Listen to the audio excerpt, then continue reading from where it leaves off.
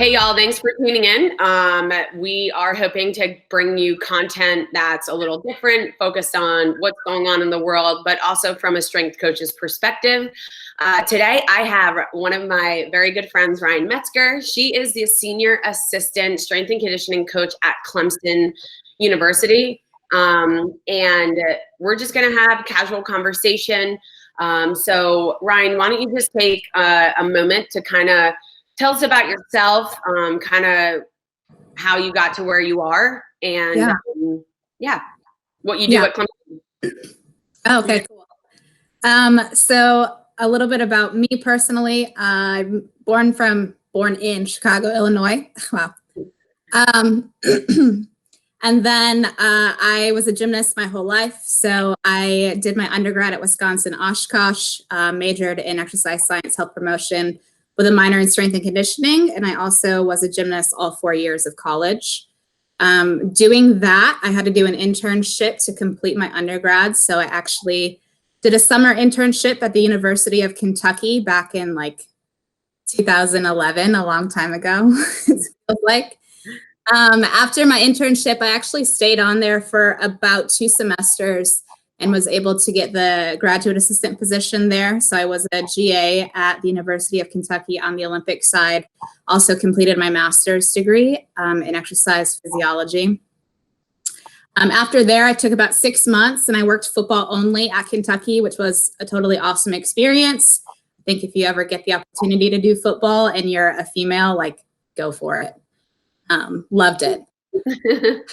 From there, I got my first full-time assistant position. It was at Virginia Commonwealth University in Richmond, Virginia, working with field hockey, lacrosse, and then track and cross country. So I was there for about 4 years. And then recently I just took a position at Clemson as the senior assistant, currently working with women's soccer and softball, and also the intern director there. So. Awesome. Of course, I knew most of that just from knowing you. Thanks for sharing, a quick background.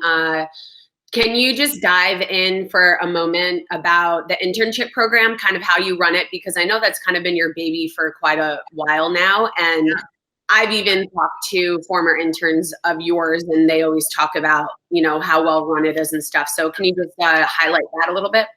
Yeah, so originally when I started at VCU, I was also titled the intern director there.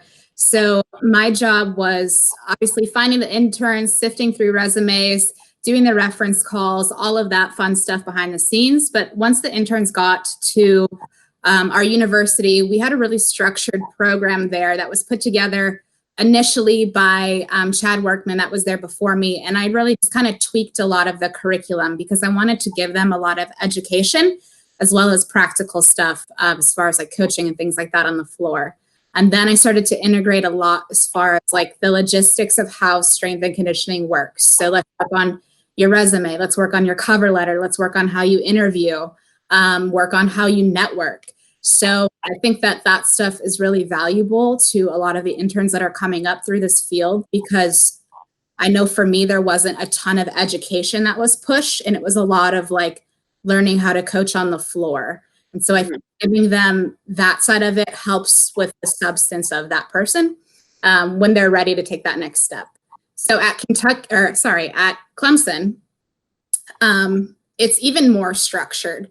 Like the amount of things that we give them as far as outside reading, assignments, we give them a ton of research projects. So they're getting a ton of education, and we do the practical stuff too. And unfortunately, with the circumstances that we have right now, we haven't gotten to the resume stuff yet, but that is something that I still like to continue to work on with them because I think it's good for them to be well-rounded. So. Nice. That's awesome. I love to hear that, you're doing hands-on, but also like big educational pieces as well. Before we kind of dive into what's going on right now, can you just talk about just like one of your passions that you have, whether it be coaching or something that you do personally that relates to the field?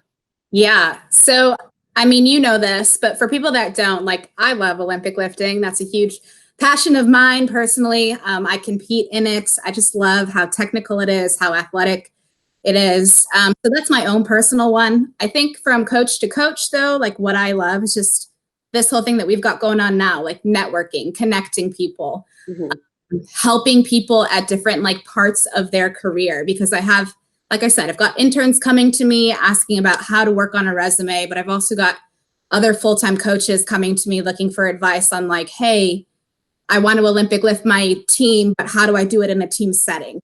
So I love being kind of like a mentor and a resource. But the coach to athlete side that I'm so passionate about is like, that's what I love the most, is like the relationship that you get with those athletes. And just, I love when they understand like the part that we do, whether it's the strength training or the energy system development, like how it really helps to complement their sport and make them a better athlete. So the minute that I see like the light bulb go off, it's just, I love that. Yeah. It's probably one of my favorite parts and something that I'm totally passionate about. So. I could totally agree with you on that. And I've definitely used that analogy with when the light bulb goes off, because you can see it, you could tell it by their body language. Sometimes like their eyes get really big, or like they actually just get it mentally. Yeah. Or like, even when they're like, I didn't think I could do that, or I just did that. And I'm like, did you? Like, you got it. Yeah, totally. So, considering that's one of your favorite parts, this is a kind of a multi-part question. So how are you adjusting with the COVID going on? And also, how are you holding your athletes accountable and staying in touch with them? Adjusting. Have you seen my Instagram post? I miss all my athletes. I can't lie.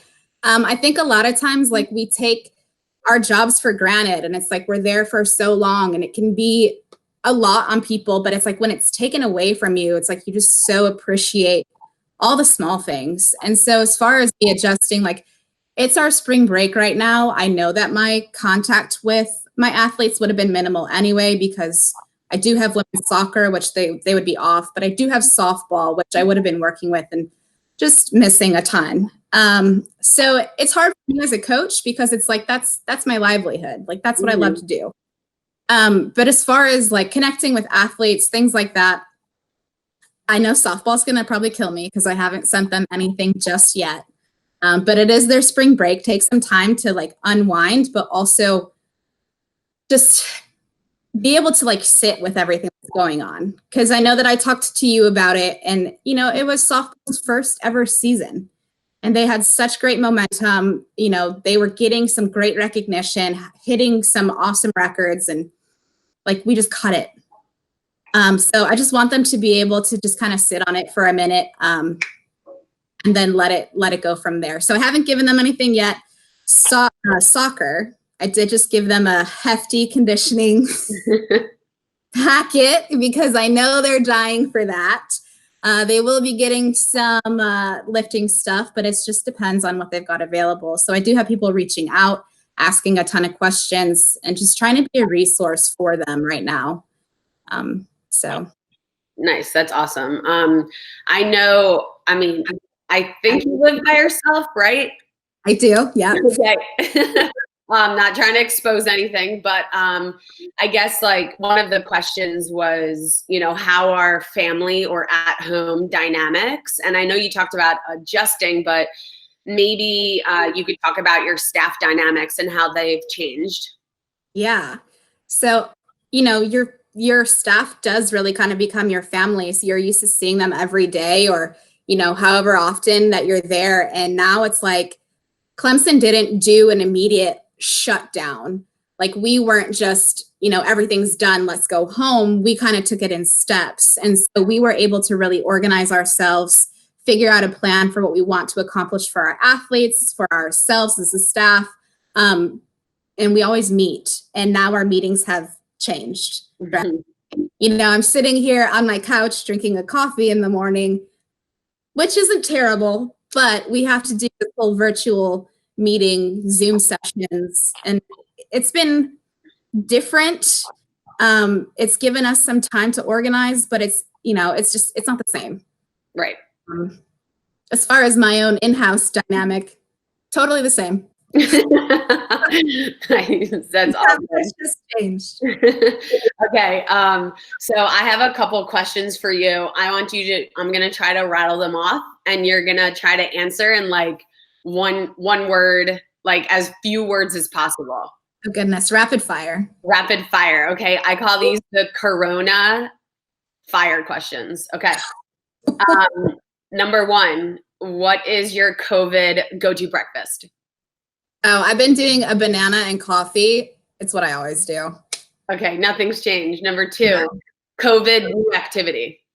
New activity? Yeah. Cleaning my apartment. Nice. Okay.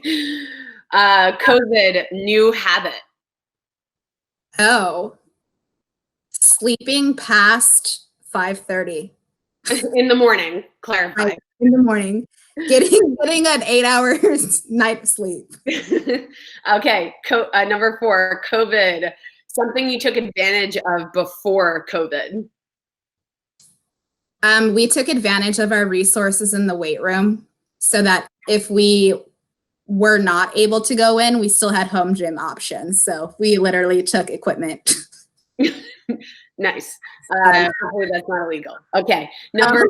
Just kidding. We didn't do that. All right. Number five. What is your go-to COVID TV show, movie, or new discovery? People are probably going to hate this. I love Roseanne. It's on right now, actually. It's just on mute. That's an incredible way to finish off this conversation. Your face might be the same color as Crimson Orange right now.